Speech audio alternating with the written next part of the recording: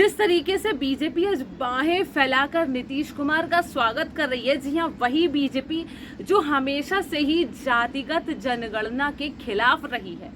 आज वही बीजेपी उस नीतीश कुमार का बाहें फैलाकर स्वागत कर रही है जिन्होंने सबसे पहले जातिगत जनगणना की नींव रखी थी। ऐसे में एक बात तो साफ हो जाती है कि आज राजनीति में ना ही कोई ईमानदारी बची है और ना ही कोई विचारधारा।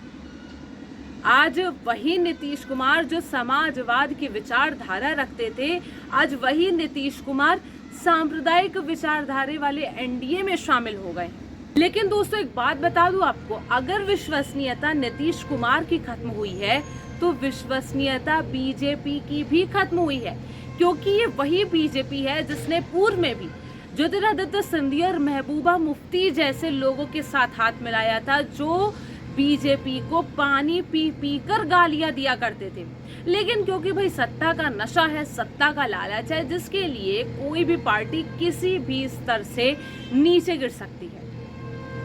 जी हाँ दोस्तों, ये वही बीजेपी है जिसने हमेशा से ही नीतीश कुमार के लिए अपनी पार्टी के दरवाजे हमेशा हमेशा के लिए बंद कर दिए थे।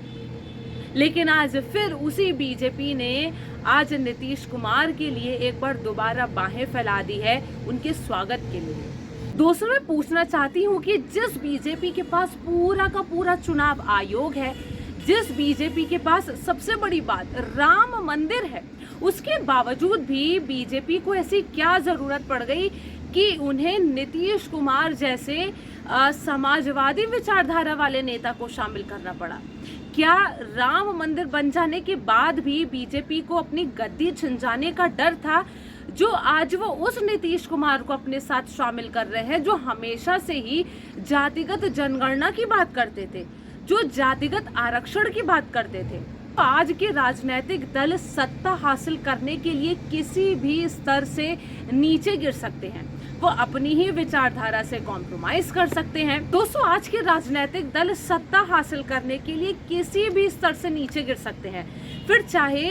कैसा भी मैसेज जनता में जाए। जितनी बेशर्मी से ये अदला बदली हुई है, एक बार भी ना बीजेपी ने सोचा, ना ही नीतीश ने सोचा कि इसका प्रभाव बिहार की जनता पर क्या पड़ेगा, देश की जनता पर क्या पड़ेगा। दोस्तों, इस तरीके से ये अल्टा पलटी और बेशर्मी से अपनी विचारधारा के खिलाफ जाकर लोगों का स्वागत करना सिर्फ और सिर्फ देश की जनता का अपमान करना है, उनका मजाक उड़ाना है, उनके मत का मजाक उड़ाना है।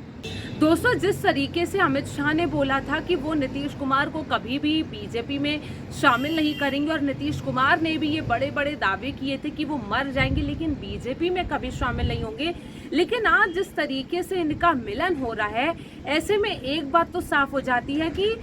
जनता का सिर्फ बेवकूफ बनाया जा रहा है, जनता का मजाक बनाया जा रहा है। वरना आप खुद बताइए कि जो पार्टी हमेशा से ही जातिगत जनगणना के खिलाफ थी, जिसके लिए जाति का मतलब सिर्फ एक होता था, गरीबी, आज वही पार्टी उस नीतीश कुमार को शामिल कर रही है जिसने हमेशा से जातिगत आरक्षण की बात की है, जितनी हिस्सेदारी उतनी भागीदारी की बात की है। लेकिन यहाँ पे सवाल ये उठता है कि क्या अपनी पार्टी की विचारधारा के खिलाफ जाकर ही अब सत्ता हासिल की जाएगी? क्योंकि दोस्तों, मैं पूछना चाहती हूँ कि जिस तरीके से नीतीश कुमार ने बिहार में जातिगत आरक्षण लागू करने की बात कही है, जातिगत जनगणना करवाई है, मैं पूछना चाहती हूँ क्या बीजेपी भी अब इसी तर्ज पर छत्तीसगढ़, राजस्थान और मध्य प्रदेश में भी जातिगत जनगणना करवाएगी? और बल्कि अभी तक तो कोई एनुअल सर्वे तक भी नहीं हुआ है। दोस्तों, जिस तरीके से गुजरात में बीजेपी ने शिवसेना के कंधे पर चढ़कर सत्ता हासिल की थी, और आज वही बीजेपी शिवसेना को खत्म करने पर तुली हुई है, उसका वजूद खत्म करके अपनी पैठ बनाने में लगी हुई है, बिल्कुल इसी गुजरात की तर्ज पर अब बीजेपी बिहार में भी अपना वर्चस्व और अपना वजूद ढूंढने निकल पड़ी है। जी हाँ, बिहार में भी गुजरात की ही तरह बीजेपी नीतीश कुमार के कंधे पर चढ़कर पहले अपनी पार्टी बनाएगी, उसके बाद किस तरीके से अपना वर्चस्व स्थापित करती चली जाएगी और नीतीश कुमार का वजूद एक बार फिर आधा हो जाएगा। ऐसे में एकनाथ शिंदे और नीतीश कुमार सिर्फ भाजपा के लिए कठपुतली की तरह बनकर रह गए हैं अब ऐसे में नीतीश कुमार के लिए भी एक बड़ी परीक्षा है कि क्या वो बिहार में अपनी पैठ बरकरार रख पाएंगे, वो भी तब जब आज के समय पर नीतीश कुमार की विश्वसनीयता बिल्कुल जीरो हो चुकी है, बिल्कुल खत्म हो चुकी है। दोस्तों, अंत में मैं बस यही कहना चाहती हूँ कि वो नीतीश जो हमेशा से ही बीजेपी के लिए एक बहुत बड़े विलन हुआ करते थे, आज वो ही विलन बीजेपी के लिए हीरो हो गए हैं, लेकिन सिर्फ तब तक जब तक सत्ता उनके हाथ में नहीं आ जाती है। वरना बीजेपी के लिए तो हीरो और विलेन तो समय समय पर बदलते रहते हैं, फिर चाहे वो सिंधिया हो या महबूबा मुफ्ती।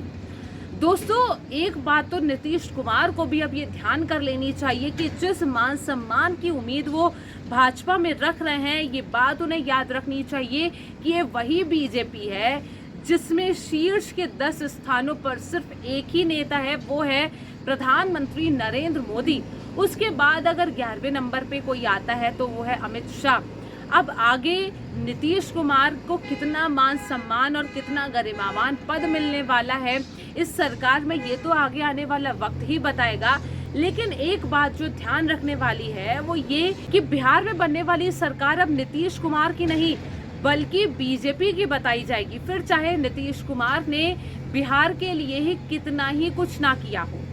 बीजेपी हमेशा नीतीश कुमार को ये याद दिलाती रहेगी कि जिस बैसाखी पर नीतीश कुमार चल रहे हैं वो बीजेपी की है। अब आगे आने वाला समय ही बताएगा कि जो ये एक बड़ा कदम नीतीश कुमार ने उठाया है, इसके विपरीत बिहार में आरजेडी क्या करती है, तेजस्वी यादव क्या करते हैं, और सबसे बड़ा सवाल बिहार की जनता इसका जवाब कैसे देती है। आप इन तमाम बातों को लेकर क्या सोचते हैं, कमेंट सेक्शन में हमें ज़रूर बताएं। तब तक ले मुझे दीजिए इजाज़त, नमस्कार।